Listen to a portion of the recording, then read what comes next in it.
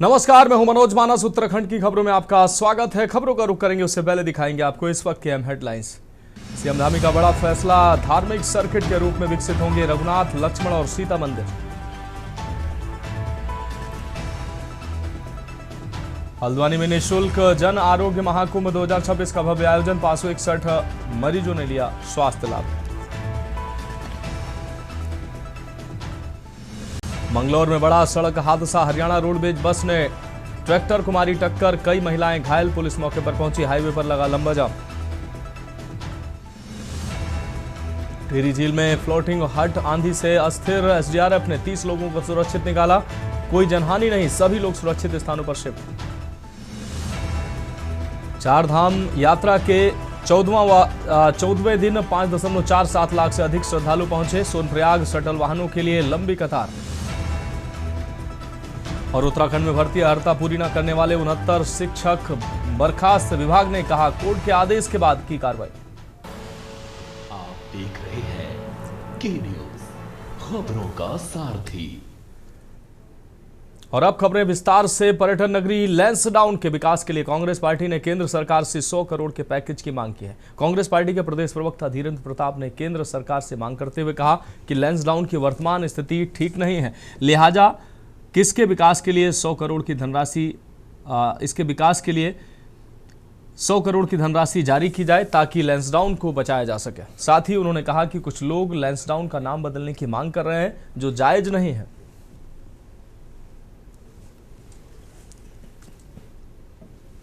से उजड़ता हुआ लैंसडाउन है तो उसको बचाने के लिए इसका नाम लैंसडाउन रखा जाना ज़रूरी है, क्योंकि आज भी इसके प्रति का आकर्षण बना हुआ है। और मेरी सरकार से भी मांग है, मैं रक्षा मंत्री राजनाथ सिंह जी से भी हमने समय लिया हुआ है, लैंसडाउन का एक डेलीगेशन मिलने वाला है। हम उनसे भी कहने वाले हैं कि यहाँ के लोगों की जो आर्थिकी बिगड़ रही है और जो यहाँ पे रहने वाले लोगों के मकान खाली कराए जा रहे हैं, उन्हें बेघर किया जा रहा है, तो इस पर रोक लगनी चाहिए और कम से कम एक 100 करोड़ का पैकेज लैंसडाउन के विकास के लिए केंद्र सरकार को देना चाहिए। देहरादून में तेज हवा के चलते अलग अलग जगहों पर पेड़ गिरने से यातायात बाधित हुआ है। फायर स्टेशन की टीम ने तत्परता दिखाते हुए रास्ता साफ किया है। फायर स्टेशन देहरादून के अनुसार 3 मई को सुबह 10 बजे पीएफटी से सूचना मिली कि ओएनजीसी कॉलोनी गेट कौलागढ़ के बाहर पेड़ गिर गया है। पेड़ के नीचे एक कार भी दब गई है। फायर यूनिट ने वुडन कटर से पेड़ को काट कर रास्ता सुचारू किया और कार को सुरक्षित निकाला। वहीं सुबह लगभग 11:15 बजे आरटी सेट और टेलीफोन से सूचना मिली कि सचिवालय की पार्किंग में पेड़ गिर गया है। फायर कर्मियों ने वुडन कटर की मदद से पेड़ को काटकर किनारे हटाया।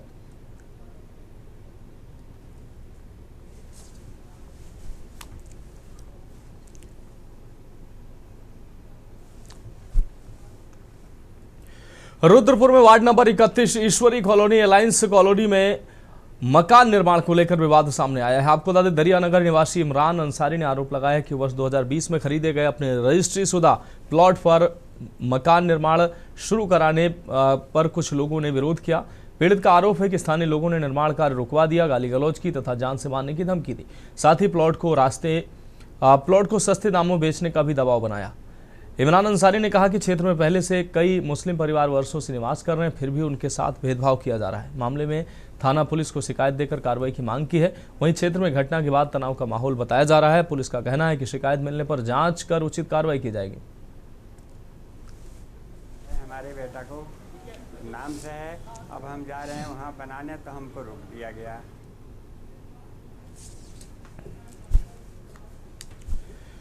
अब बढ़ेंगे अगली खबर की ओर। सरोवर नगरी नैनीताल में पुलिस ने सीजन की तैयारी पूरी कर ली है। वीकेंड में पर्यटकों को भारी भीड़ देखते हुए पर्यटकों की ट्रैफिक पुलिस, सिविल पुलिस समेत अतिरिक्त पुलिस बल तैनात किया गया है। भीड़ और ट्रैफिक नियंत्रण के लिए पैरामिलिट्री फोर्स को तैनात किया गया। पहाड़ों में गर्मी का सीजन शुरू होने जा रहा है, जिसको लेकर पुलिस ने भी तैयारी पूरी कर ली है। वीकेंड में नैनीताल और कैंची धाम में पर्यटकों की भारी भीड़ को देखते हुए पुलिस एक्टिव मोड में है। एसपी ट्रैफिक जगदीश चंद्र ने बताया कि भीड़ को नियंत्रित करने के लिए पैरामिलिट्री फोर्स को तैनात किया गया। इस वीकेंड में नैनीताल और आसपास के क्षेत्र, स्पेशली कैंची धाम में जिस ढंग से पर्यटकों की भीड़ उमड़ी है, उससे ये अंदाज़ा लगाया जा सकता है कि अब पर्यटक सीजन की शुरुआत हो चुकी है। पुलिस के द्वारा भी पर्यटन सीजन के लिए अपनी तैयारियां की गई हैं। इसमें जो हमारे ट्रैफिक पुलिस के जो हमारे सिविल पुलिस के जो अतिरिक्त पुलिस बल है उसको लगाया जा रहा है। इन वीकेंड्स में हम लोगों ने अतिरिक्त पुलिस बल दिया है। इस बार हमें यात्रा सीजन के लिए पैरामिलिट्री फोर्स भी मिली है। पूरे जनपद में 2 कंपनियां एसएसबी की मिली हैं, जिसमें से एक प्लाटून मल्लीताल, एक प्लाटून तल्लीताल और एक प्लाटून भवाली थाने को मिली है। बढ़ेंगे अगली खबर की ओर। उत्तराखंड में गदरपुर से भाजपा विधायक अरविंद पांडे के नाम से सोशल मीडिया पर वायरल हो रहे कथित पत्र को लेकर बड़ा राजनीतिक विवाद खड़ा हो गया है। इस पत्र में कथित तौर पर उत्पीड़न और अनदेखी के आरोप लगाए जा रहे हैं। अनदेखी के आरोप लगाए जाने के बाद प्रदेश की सियासत गर्मा गई है। कांग्रेस ने इस वायरल पत्र को मुद्दा बनाते हुए भाजपा सरकार पर तीखा हमला बोला है। प्रदेश कांग्रेस अध्यक्ष गणेश गोदियाल ने पत्र का हवाला देते हुए सरकार पर गंभीर आरोप लगाए हैं, गंभीर सवाल उठाए हैं और प्रशासनिक कार्यशैली पर निशाना साधा है। वहीं इस पूरे मामले पर भाजपा ने इसे सिरे से खारिज किया है। भाजपा प्रदेश अध्यक्ष महेंद्र भट्ट ने वायरल पत्र को पूरी तरह फर्जी बताया। तुमसे कह दूं कि किसी प्रकार की कोई चिट्ठी अरविंद जी की नहीं है, और अगर ऐसी कोई चिट्ठी उनके द्वारा है तो वो स्वयं अपने आप को अपनी स्थिति को से आप सबको अवगत कराएंगे। अभी तक मेरे पास जो जानकारी है, ऐसी कोई चिट्ठी फर्जी चिट्ठी के माध्यम से इस प्रकार के प्रेस करने का काम किया है। तो एफआईआर करवा दीजिए अरविंद पांडे जी। वो करेंगे, जिनकी चिट्ठी है, जिनके नाम, जिनके को अपमानित करने का काम किया गया है, वो इस काम को भी करेंगे, उनको सुझाव देंगे। खेलते रहेंगे आप लोग, अब तो चुनाव नजदीक आ रहे हैं। देखिए भैया, पहली बात मैं स्पष्ट कर देता हूँ, सुनिए मैं पहली बात स्पष्ट कर देता हूँ, हर व्यक्ति को अनुशासन दायरे में रहने के लिए पार्टी कहती है। अनुशासन सबके लिए समान है। अब बढ़ेंगे अगली खबर की ओर। मंगलौर कोतवाली के सामने आज एक बड़ा हादसा हो गया है, जब हरियाणा रोडवेज की बस ने एक ट्रैक्टर में पीछे से जोरदार टक्कर मार दी। ट्रैक्टर में कई महिलाएं सवार थीं जो हादसे में घायल हो गई। घटना के बाद मौके पर अफरा तफरी मच गई। पुलिस ने तुरंत कार्रवाई करते हुए घायलों को उपचार के लिए नजदीकी अस्पताल पहुंचाया। हादसे के चलते हाईवे पर लंबा जाम लग गया, जिससे यातायात भी बुरी तरह से प्रभावित हो रहा।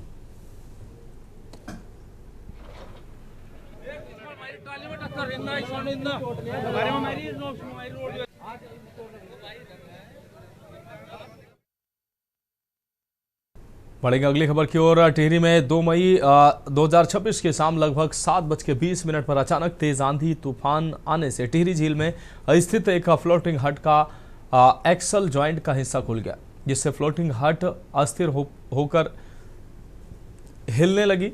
उस समय हट में करीब 30 लोग मौजूद थे। स्थिति की गंभीरता को देखते हुए तत्काल एसडीआरएफ कोटी कॉलोनी की टीम को मौके पर रवाना किया गया।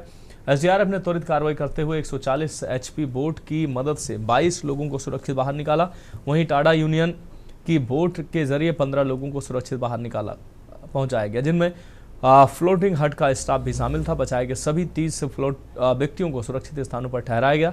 22 लोगों जिनमें 11 पुरुष और 11 महिलाएं, उनको लेक व्यू होटल में तथा शेष 8 लोगों जिसमें 5 पुरुष और 3 महिलाओं को इको हट में सुरक्षित रखा गया।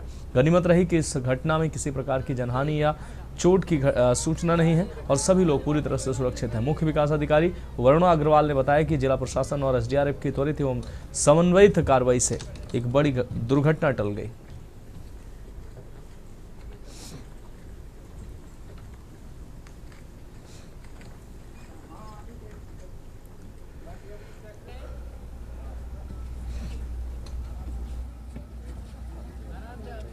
फ्लोटिंग हट्स का संचालन किया जा रहा है।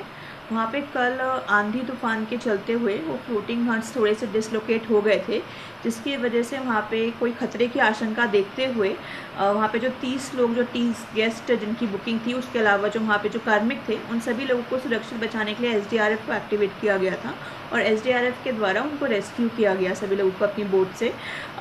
इन सभी लोगों को जो वहाँ पे गेस्ट की तरह रुके हुए थे, उनको फिर यहाँ पे जो टिहरी में हमारे विभिन्न होटल्स हैं, वहाँ पे रात में रुकाया गया, जिससे कि वो सुरक्षित अपने गंतव्य स्थान को जा सकें।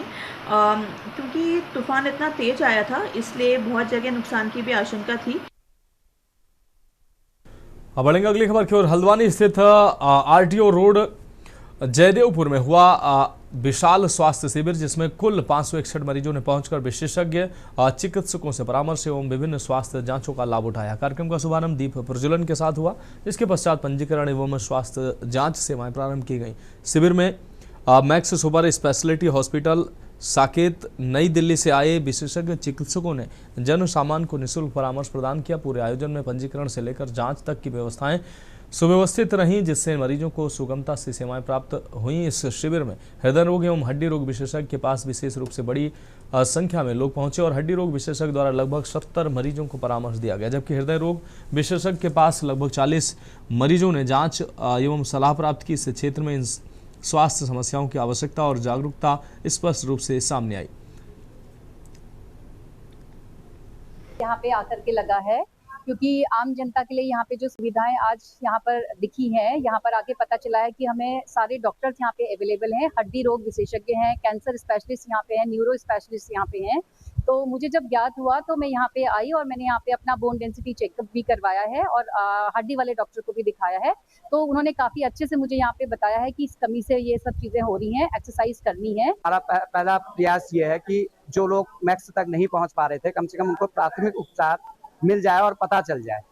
जैसे यहाँ पर मैं देख रहा हूँ बहुत ज्यादा अभी लोग इधर उधर से भी आ रहे हैं और यहाँ लोकल के भी हैं, और इसमें अर्थों वाले बहुत ज्यादा लोग आए हैं जिनको कि अर्थों की बहुत ज्यादा प्रॉब्लम है। हल्द्वानी से आया हूँ और राष्ट्रीय सेवक संघ का आदमी हूँ मैं, और पाठक जी भी हमारे बीजेपी के ही हैं।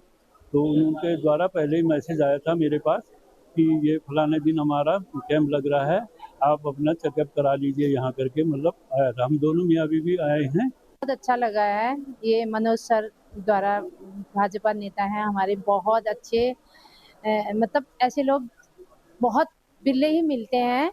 इतना अच्छा कैंप लगा रखा, हड्डी से लेके न्यूरो से लेके और अपना routine test, blood sugar, haemoglobin, सारा कुछ टेस्ट करा रहे हैं हम। मतलब हम लोग इसका पूरा फायदा उठा रहे हैं। लगता है कि 1000 लोग से ऊपर ये पहुंचने वाले हैं।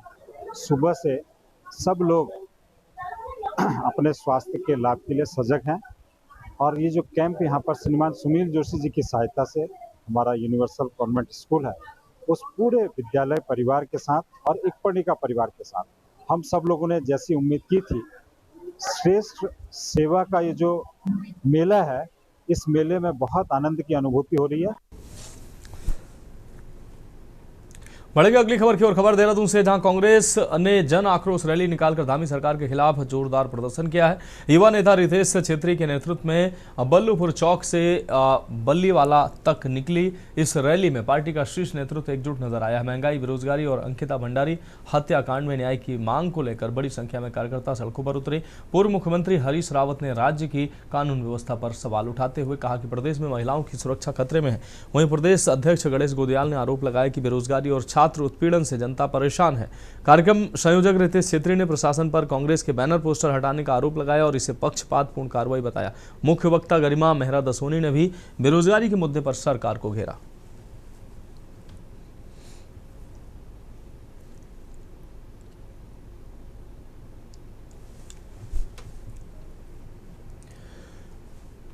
हरिद्वार के जमालपुर फाटक पर बड़ा रेल हादसा टला है। ट्रैक पर भीड़ के बीच ट्रेन को रोका गया। कटरा जा रही तेज रफ्तार ट्रेन के बीच रास्ते में इस ट्रेन को रोकना पड़ा। फाटक बंद न होने से जोखिम बढ़ा।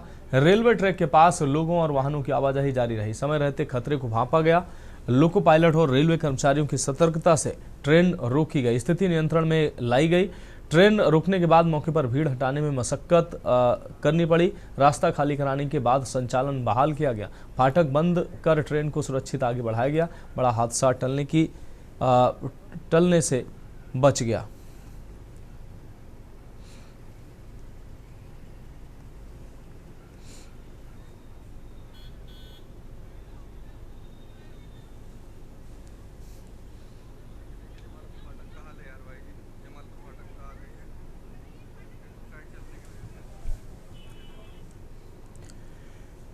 टिहरी गढ़वाल डोबरा चाटी क्षेत्र में शुक्रवार शाम आए अचानक भारी आंधी तूफान के कारण झील में स्थित फ्लोटिंग हट मेंट टूटने से लगभग 25 से 30 लोग फंस गए। सूचना मिलते ही राज्य आपदा प्रतिवादन बल की टीम ने तुरंत मौके पर पहुंचकर बड़ा रेस्क्यू अभियान चलाया और सभी लोगों को सुरक्षित बाहर निकाला। सूचना के अनुसार शाम करीब 7:45 पर आपदा कंट्रोल रूम टिहरी गढ़वाल को यह जानकारी प्राप्त हुई थी। तेज आंधी तूफान के चलते झील में बने फ्लोटिंग हटमेंट क्षतिग्रस्त होकर बह गए, जिससे कई लोग फंसे होने की आशंका जताई गई। इसके बाद एसडीआरएफ पोस्ट कोठी कॉलोनी से उप निरीक्षक नरेंद्र राणा के नेतृत्व में टीम आवश्यक रेस्क्यू उपकरणों के साथ तत्काल घटनास्थल के रवाना हुई। मौके पर पहुंचकर टीम ने देखा कि हटमैन पूरी तरह से क्षतिग्रस्त हो चुके हैं। त्वरित कार्रवाई करते हुए एसडीआरएफ ने पर्यटन विभाग की बोट को सहायता से रेस्क्यू ऑपरेशन चलाया और सभी 25 से 30 व्यक्तियों को सुरक्षित बाहर निकाला।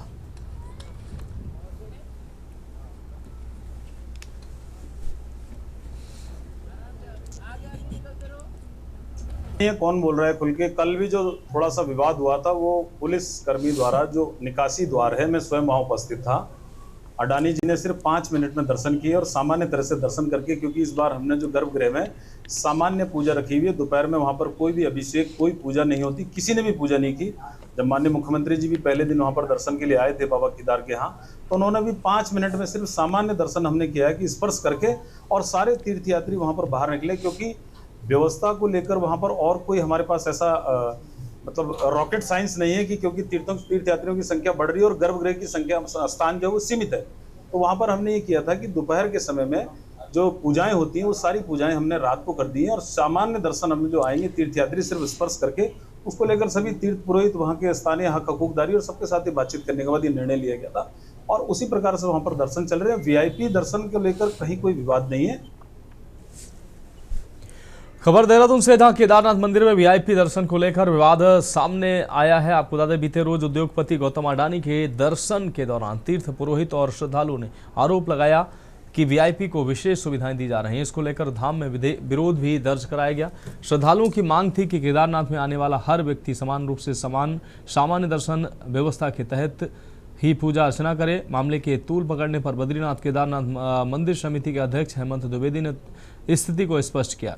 उन्होंने कहा कि केदारनाथ धाम में किसी भी प्रकार की वीआईपी दर्शन व्यवस्था लागू नहीं है। द्विवेदी के अनुसार गौतम अडानी ने भी सामान्य श्रद्धालुओं की तरह ही करीब 5 मिनट में गर्भगृह में दर्शन किए। उन्होंने बताया कि विवाद उस समय उत्पन्न हुआ जब कुछ श्रद्धालु निकासी द्वार से जबरन प्रवेश करने का प्रयास कर रहे थे, जिससे पुलिस द्वारा रोका गया। इसी घटना को वीआईपी दर्शन का विरोध बताकर गलत तरीके से प्रचारित किया गया। मंदिर समिति ने स्पष्ट किया कि सभी श्रद्धालुओं के लिए एक समान व्यवस्था लागू है।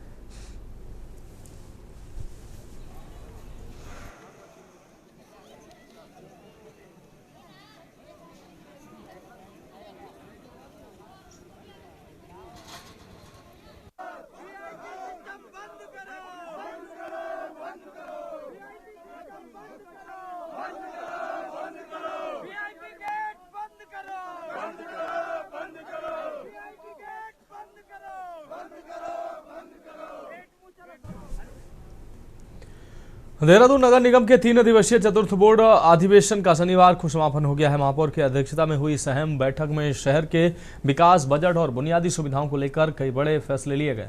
बैठक में वित्तीय वर्ष 2026-27 के लिए नगर निगम का बजट सर्वसम्मति से पारित कर दिया गया। सबसे महत्वपूर्ण निर्णय के तहत प्रत्येक वार्ड के लिए 50-50 लाख रुपए के विकास बजट का प्रावधान किया गया।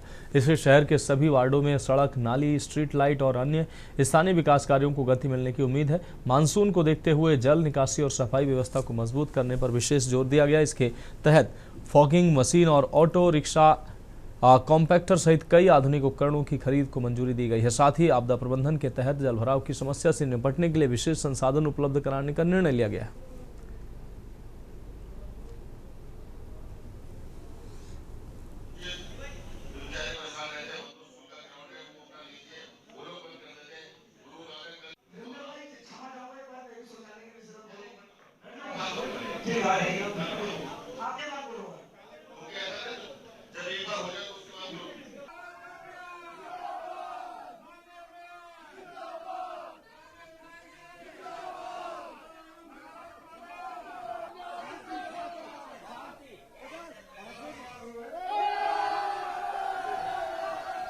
ये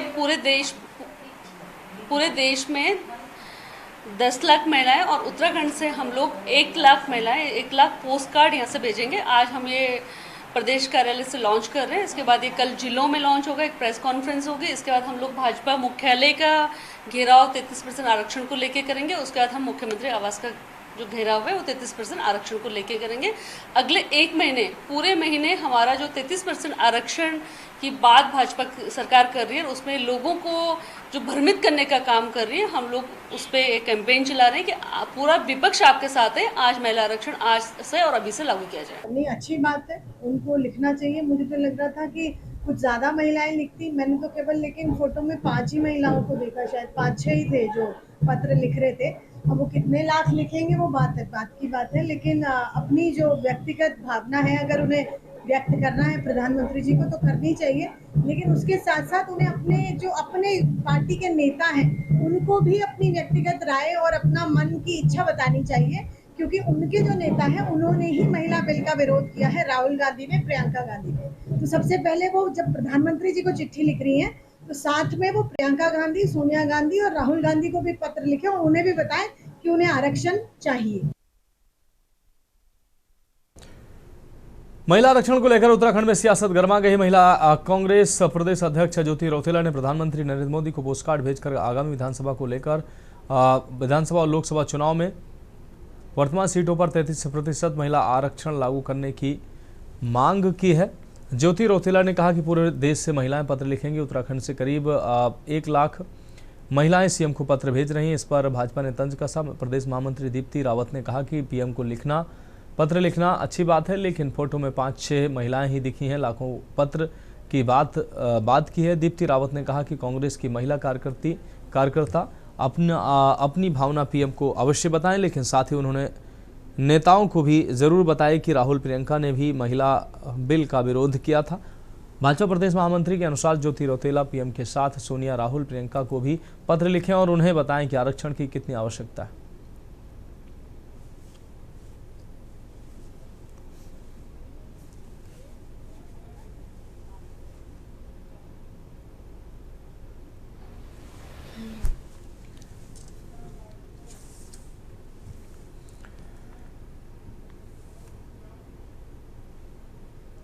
खबर हरिद्वार से, जहां मौसम ने अचानक करवट ली है। आंधी, तेज हवाओं और बारिश के साथ दिन की शुरुआत हुई है, जिससे जनजीवन प्रभावित हो गया। मौसम विभाग की पहले जारी चेतावनी सही साबित हुई है और जिले समेत आसपास के क्षेत्रों में तेज हवा के झोंकों के साथ अच्छी बारिश दर्ज की गई। तेज हवाओं के कारण कई स्थानों पर पेड़ गिरने और कमजोर ढांचों को नुकसान पहुंचने की आशंका जताई जा रही है। अचानक बदले मौसम के चलते लोगों को कुछ परेशानियों का सामना करना पड़ा। हालांकि तापमान में गिरावट आने से भीषण गर्मी से राहत जरूर मिली है।